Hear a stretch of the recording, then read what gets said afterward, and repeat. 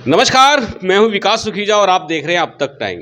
दोस्तों, खबरें यूनिक वो दिखाना हमारा काम है और आज जो मैं आपको खबर दिखाऊंगा, एकदम से यूनिक खबर जो आपको हिला के रख देगी। क्योंकि आपको बता दें, 75वां जो चल रहा है, सेलिब्रेशन चल रहा है, केंद्र सरकार ने चलाया है 75वां आज़ादी महोत्सव।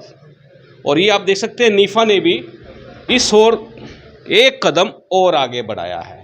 आप देख सकते हैं नीफा का एक जो मेरे हाथ में पंपलेट्स है, उसमें आपको बता देते हैं 75, यानी कि स्वतंत्रता संग्राम के शहीदों व फौजी जवानों को एक अनोखी श्रद्धांजलि, जिन्हें देश की आज़ादी हासिल करने व इसे बचाए रखने के लिए अपने प्राण निछावर कर दिए, उनको देने जा रही है।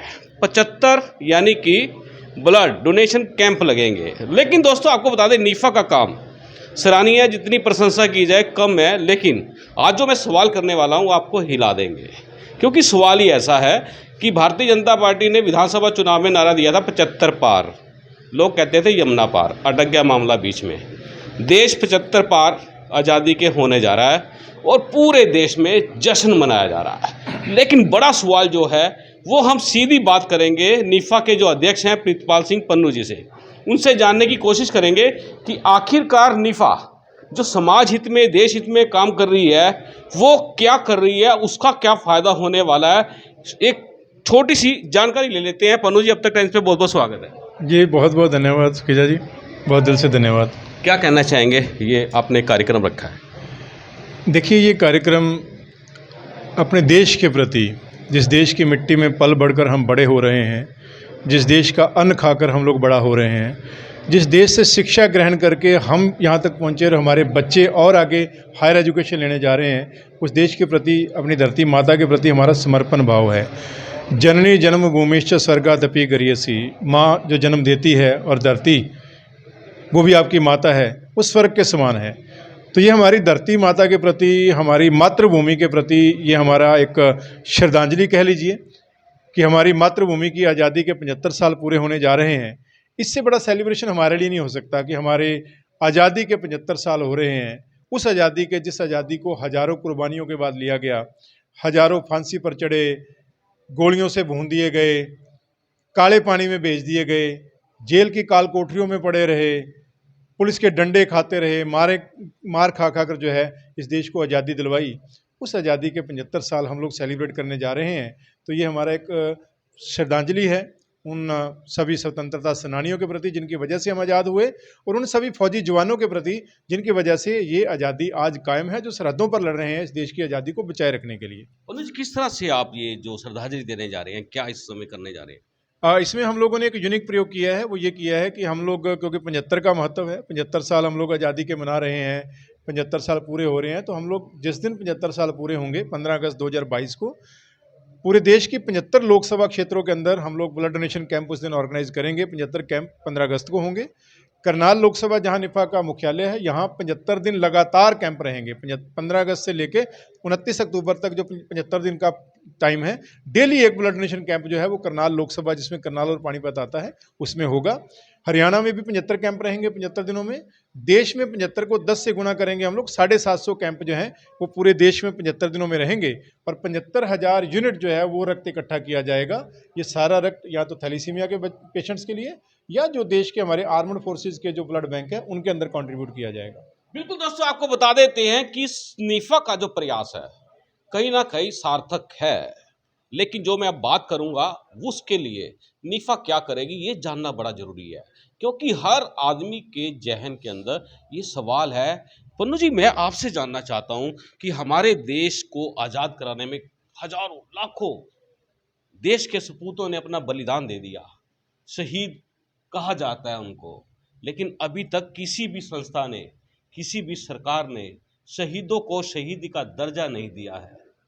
दुर्भाग्य है, इसे मैं देश का दुर्भाग्य मानूंगा कि जो हमारे महान स्वतंत्रता सेनानी बच्चे बच्चे के दिल के अंदर शहीद के रूप में बसे हुए हैं, जिनको हर साल हम लोग पोस्टरों पे शहीद लिखते हैं और उनको जो है श्रद्धा सुमन अर्पित करते हैं, जिनके फ्लेक्स बैनर के आगे शहीद लिखा होता है और वहाँ देश के एक आम आदमी से लेकर देश के प्रधानमंत्री, राष्ट्रपति तक उस बैनर के आगे बैठे होते हैं। यानी कार्यक्रमों में लिखा होता है शहीद आजम भगत सिंह, शहीद उधम सिंह, शहीद राजगुरु, शहीद चंद्रशेखर आज़ाद, जब उनके शहीद कार्यक्रम मदनलाल होते हैं, ढींगरा। शहीद मदन लाल ढींगरा, ठीक है ना, तो जब वो शहीद जो है उनके चित्रों के आगे देश के प्रधानमंत्री बैठते हैं, देश के राष्ट्रपति बैठते हैं, गवर्नर्स बैठते हैं, मुख्यमंत्री बैठते हैं, देश के बड़े बड़े पैरोकार बैठते हैं, धार्मिक हस्तियां बैठती हैं, उनके पीछे जो बैनर लगा होता है उस पर शहीद लिखा होता है।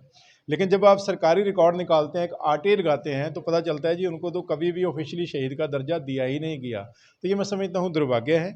जितने भी हमारे शहीद हुए हैं उनको सरकारी रिकॉर्ड के अंदर, उनको बाकायदा गजेटियर के अंदर सरकार को शहीद घोषित करना चाहिए। ये तो एक बड़ी बड़ी विडंबना तो है ही, लेकिन उससे बड़ी बात क्या है जो मैं समझता हूँ शर्म की बात है कि बहुत से शहीदों को पाठ्यक्रमों के अंदर जो है आतंकवादी लिखा जाता है। पीछे ऐसी कई बातें आई कि जो हमारे पाठ्यक्रम है उसके अंदर भगत सिंह को भी आतंकवादी दिखाया गया है। तो इस प्रकार की जो बातें हैं ये देश के लिए शर्मनाक बात है। मुझे लगता है कि सरकारों को, स्पेशली ये सरकार, क्योंकि जो मोदी जी की सरकार है वो राष्ट्रवाद की बात करती है, इसलिए तिरंगा हर घर में लहराने की बात हो रही है, तो उनको स्पेशल इस चीज़ का जो है वो इनिशिएटिव लेना चाहिए कि देश की जंगे आज़ादी के अंदर जितने भी लोग शहीद हुए हैं उनको ऑफिशियली शहीद का दर्जा एक गजेटियर निकाल दिया जाए, गवर्नमेंट गजट निकाल दिया जाए। और कामों के लिए तो निकालते हैं ना, तो उनकी सूची बनाकर एक सूची पहले जारी की जाए, भी कोई रह गया है तो जनता बता सकती है कि ये व्यक्ति भी शहीद हुआ था, उसकी पड़चोल करके और उनको बकायदा एक गवर्नमेंट गजट के अंदर जो है शहीद का दर्जा दिया जाए। ये बहुत जरूरी है। बिल्कुल दोस्तों, आपको बता दें शहीद का दर्जा दिया जाए, और लेकिन आपको मैं बता देता हूँ लानत कहाँ फिर जाती है। मेरा मानना है और मेरा आपको समझाना और समझना भी है कि जिस दिन देश आज़ाद हुआ था सबसे पहला नोटिफिकेशन यही होना चाहिए था पन्नू जी, कि जितने भी शहीद हैं उनकी एक सूची तैयार करके उनको दर्जा दिया जाना चाहिए था, कानून बनाया जाना चाहिए था इसके ऊपर। नीफा क्या करेगी? देखिए, मैं बिल्कुल आपकी बात से सहमत हूँ, दिया जाना चाहिए था। उनको स्वतंत्रता सेनानी का दर्जा दिया गया, स्वतंत्रता सेनानी के नाते उनके परिवारों को ताम्र पत्र भी दिए गए, वो सब किया गया। लेकिन स्वतंत्रता सेनानी तो सभी हो गए ना, जिसने 2 दिन जेल काटी थी वो भी स्वतंत्रता सेनानी माना गया, और जो शहीद हो गया, जो फांसी पर चढ़ गया, उसे भी स्वतंत्रता सेनानी सेम कैटेगरी में रखा गया। मुझे लगता है जो आपकी बात है बिल्कुल जायज़ है, और इसकी तरफ पहले भी ध्यान जाता रहे, पहले भी हमने बहुत से शहीदों के बारे में लिखा है, और अब इसको ऑफिशियली 15 अगस्त तक हम लोग प्रयास करेंगे कि पूरे देश में जितनी भी निफा की ब्रांचें हैं वो सभी प्रधानमंत्री को पत्र लिखें, बाकायदा उनका जो एक साइट, वेबसाइट, उनकी ऐप बनी हुई है उसके ऊपर बाकायदा हर ब्रांच लेटर लिखे कि जितने भी हमारे देश के शहीद जिन्होंने देश की आज़ादी के लिए शहादत दी है, या हमारे फौजी जिन्होंने देश की आज़ादी बचाने के लिए शहादत दी है, उन सभी को सरकारी गजेटियर के अंदर शहीद का दर्जा देकर वेबसाइट पे उनके नाम डाले जाएं, ताकि कोई भी व्यक्ति वहां से वेरीफाई कर सके। पन्नू जी, आपसे सवाल है मेरा, आपकी संस्था काफ़ी बड़ी देश में काम करती है और मुझे लगता है आपकी संस्था चूक गई। संगरूर के एमपी आते हैं सिमरनजीत सिंह मान और शहीद भगत सिंह को बताते हैं आतंकवादी, भिंडरा वाले को बताते हैं इस देश का नौजवान जागरूक नेता। कहाँ चूक रही है नीफा? क्यों नहीं इसका विरोध किया गया? कई कंप्लेंट्स फाइल हो चुकी हैं, एक भी मुकदमा दर्ज नहीं हुआ। नीफा हर बार कहीं ना कहीं एजिटेशन करती है, तो आपको क्या लगता है, आपको कुछ करना चाहिए इस विषय पे? ऐसा नहीं है, निफ़ा ने बिल्कुल इसका विरोध किया है। हमारी, अगर आप देखेंगे, मैं अभी भी निकाल के दिखा सकता हूँ, मैंने इसके ऊपर पूरा आर्टिकल जो है मान साहब के खिलाफ लिखा है कि उन्होंने जो किया वो गलत किया है। मेरे और साथियों ने भी इसी की आवाज़ उठाई है और डिमांड की है कि इनके खिलाफ कार्रवाई होनी चाहिए। ये बिल्कुल शर्मनाक बात है कि आप शहीद आजम भगत सिंह को, जिसने 23 साल की लिए, और जो वो तर्क दे रहे हैं, मैंने तो उन तर्कों के बारे में भी लिखा है, जो जो तर्क दिए, अगर आप मेरी सोशल मीडिया उठाकर देखेंगे तो मैंने हर एक तर्क के ऊपर जो है बात की है कि जो तर्क उन्होंने दिए हैं वो सारे बेकार तर्क हैं, और वो कहीं ना कहीं जो है वो दुर्भावना से प्रेरित तर्क हैं। लेकिन सिमरनजीत सिंह मान जैसे व्यक्ति के कहने से भगत सिंह का कद छोटा नहीं हो सकता। मैंने तो कल परसों खटखड़ कला गया था, मैं दरबार साहब माथा टेकने गया था, वापसी रास्ता सीधा आता है, लेकिन मेरा मन किया कि नहीं, मुझे स्पेशल जाना है। मैं स्पेशल खटखड़ कला गया और भगत सिंह जी के म्यूजियम में जाकर वहाँ सारा दर्शन करने के बाद परिवार समेत गया, और उनकी मूर्ति के आगे खड़े होकर भी मैंने लाइव किया, और मैंने इस चीज़ को बिल्कुल कंडेम किया कि सिमरनजीत सिंह मान ने जो कहा है वो गलत कहा है। लेकिन सिमरनजीत सिंह मान के कहने से जो है वो जो नौजवानों के दिलों में भगत सिंह की जो छवि है वो बड़ी है, वो कम नहीं हो सकती। भगत सिंह का जो करैक्टर है ना वो इतना बड़ा है कि उस पर सिमरनजीत सिंह मान जैसे लोगों के 1 या 10 मान भी उनके बारे में बोल लें, उससे कोई फर्क नहीं पड़ने वाला। वो छवि बहुत बड़ी है, उस पर कोई किसी को फर्क नहीं पड़ने वाला कि सिमरनजीत सिंह मान ने क्या कह दिया, किसी और ने क्या कह दिया, इससे कोई फर्क नहीं पड़ने वाला। लेकिन जो भावनाएं आहत हुई हैं, और उससे बड़ा, सबसे बड़ा जो कलंकित कहूँगा मैं, कि हरियाणा के अंदर हरियाणा के गृह मंत्री ने खुद कहा कि इस पूरे मामले में सख्ताई से कार्रवाई की जाएगी, कंप्लेंट फाइल हुई है, अभी तक उस पर कुछ भी एक्शन नहीं हुआ। आपको क्या लगता है पन्नू जी, आप भी कंप्लेंट फाइल करेंगे? और जो शिकायत की गई है उस पर एक्शन क्यों नहीं हुआ? क्या लगता क्या है ये? नहीं, मुझे नहीं लगता कि हम लोग कंप्लेंट किसी प्रकार की को फाइल करेंगे, क्योंकि इस देश में ऑलरेडी 500 से ज़्यादा कंप्लेंट फाइल्ड हैं। कम से कम पूरे देश में 500 से ज़्यादा कंप्लेंट फाइल है। अगर उन 500 पे एक्शन नहीं हुआ तो 501 पे भी जो है मैं समझता होने वाला है। इसका एक ही जो सबसे बड़ा काम है कि वो लोगों को अवेयर किया जाए। लोग ऐसे लोगों को, सिमरनजीत सिंह मान इस बार जो जीत गया ना, वो सिर्फ सिद्धू मूसेवाला की सहानुभूति की जो लहर चल रही थी, उस लहर पर सवार होकर वो जीत और जीत हार गया की है। बात नहीं मैं है। बात वहीं आ रहा हूँ, उस पर जीत गया है। लोग समझते हैं इन बातों को। और करनाल के अंदर, करनाल के बाहर हरियाणा के अंदर, हरियाणा के बाहर पंजाब के अंदर, हर जगह जो है इस चीज़ का विरोध हुआ है। निफा भी इसका विरोध करती है, इसको कंडम करती है और आगे भी करती रहेगी।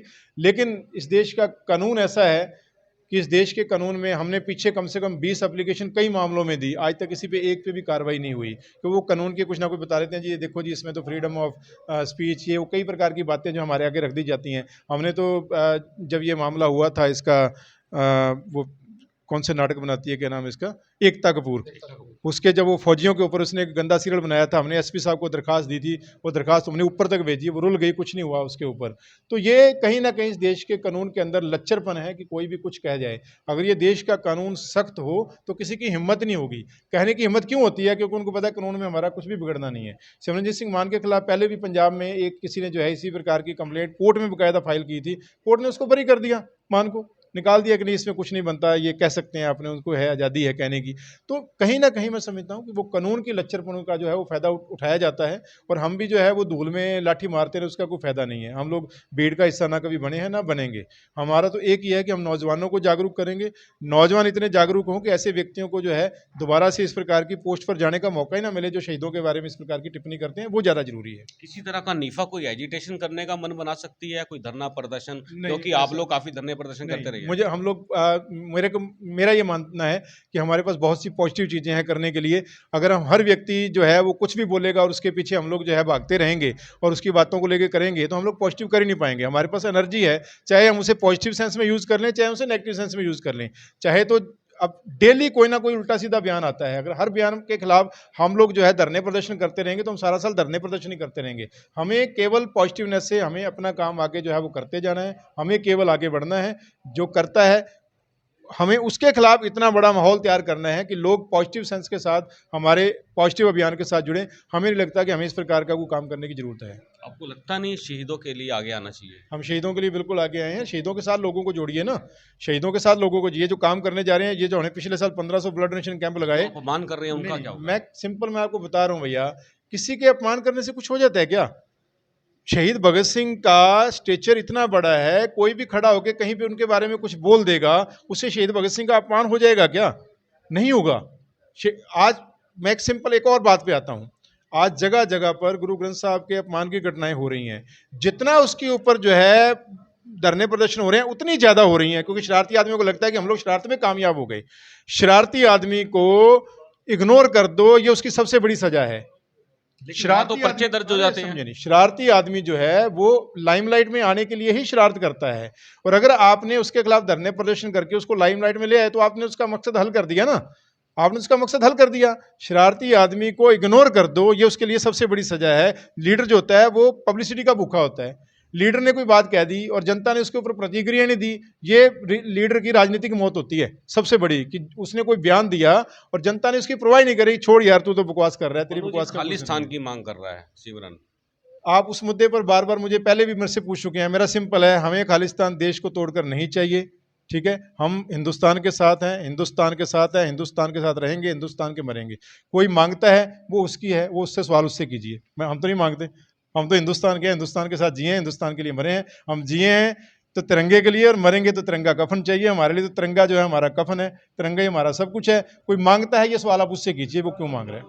चलिए दोस्तों, आपको बता देते हैं किस तरह से नीफा के अध्यक्ष आज सवालों को घुमा रहे हैं और घुमा रहे हैं, और जो कह रहे हैं आप उसको सुन सकते हैं। मैं चाहूंगा अपना कमेंट जरूर देना इस पूरे मामले के ऊपर, आज की इस खबर के ऊपर, क्योंकि सिमरनजीत सिंह मान ने जिस तरह से शहीद भगत सिंह के बारे में कहा है, अभी तक उसके खिलाफ कानूनी कार्रवाई हो जानी चाहिए थी, लेकिन निफा बिल्कुल साफ इस मामले से अपना कदम पीछे हटा रही है। चलिए, हम चाहेंगे कि आप इस खबर को ज़्यादा से ज़्यादा शेयर कर देना। आप देख रहे हैं अब तक टाइम्स, मैं हूं विकास सुखीजा अपने साथी रिकेश के साथ। नमस्कार, जय हिंद, जय Bharat. This is important for you and your loved ones. Choose a policy today from Star Health Insurance. This is important for you and your loved ones. Choose a policy today from Star Health Insurance.